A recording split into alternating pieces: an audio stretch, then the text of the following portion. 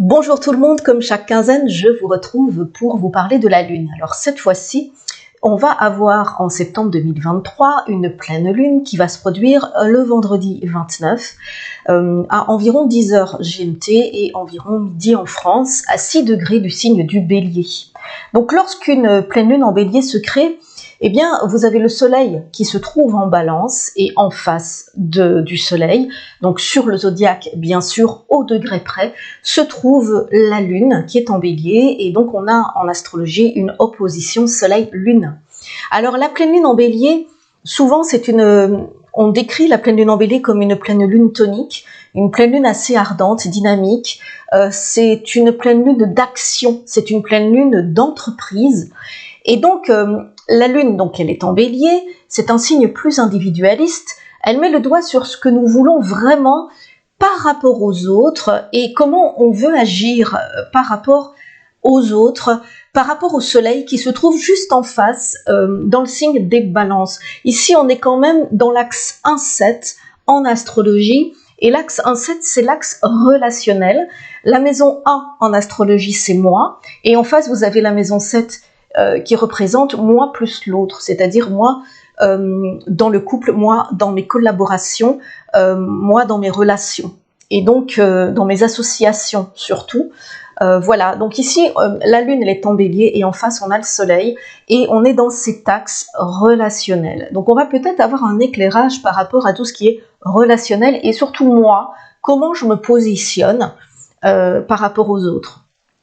Donc cette pleine Lune, comme je l'ai dit, de feu, puisque le Bélier est un signe de feu, la Lune est dans un signe de feu, elle peut peut-être nous provoquer des difficultés pour dormir. Et oui, je suis désolée d'annoncer cela, mais c'est vrai que la pleine Lune, déjà, souvent elle peut troubler le sommeil, mais en Bélier, il y a beaucoup, sous une pleine Lune en Bélier, d'agitation intérieure.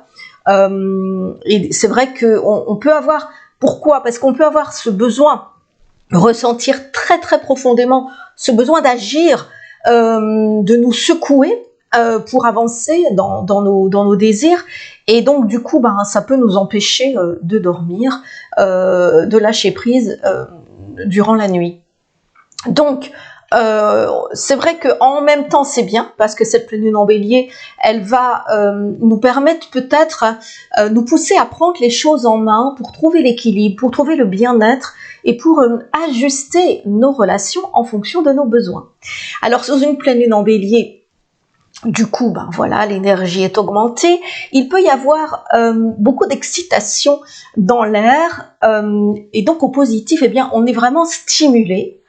Mais au négatif, en cas de tension, et si la pleine Lune arrive à un moment où on a peut-être semé des choses lors de la nouvelle Lune 15 jours auparavant qui ont amené des tensions, eh bien ce n'est pas le moment, attention, lors d'une pleine Lune en Bélier, de jeter de l'huile sur le feu. Donc vous êtes prévenus.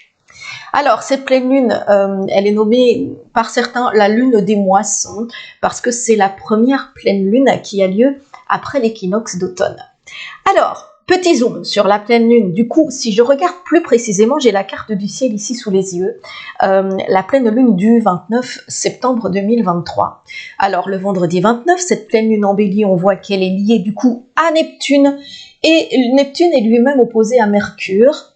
Et comme lors de la dernière nouvelle Lune, celle de la mi-septembre, eh bien Mars et Vénus sont encore en sextile. Là, j'en avais parlé. Tout cela, ça veut dire quoi?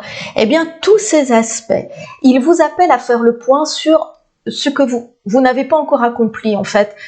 Essayez de comprendre vraiment pourquoi vous n'avez pas encore concrétisé certains désirs et essayez d'adapter, justement, de changer votre façon d'agir. Disons que c'est le moment d'accélérer ce processus entamé lors de la nouvelle Lune du 15. Alors, cette pleine Lune, elle se situe davantage, comme je l'ai dit, sur le plan relationnel.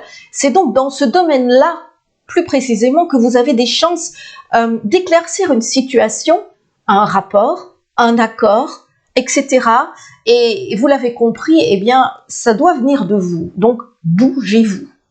Voilà, tout le monde est concerné par les pleines lunes, mais ici, les signes les plus touchés par cette pleine lune en bélier sont bien sûr les béliers. En face, on a les balances. Au carré, donc ceux qui seront très nerveux, mais en même temps, ils seront vraiment poussés à agir, à faire des choix, à se bouger, ce sera donc les cancers et les capricornes. Ceux pour qui la pleine lune va se vivre de manière plus harmonieuse, mais en même temps ils seront très stimulés, ce sera donc les lions, les sagittaires, les gémeaux et les verseaux.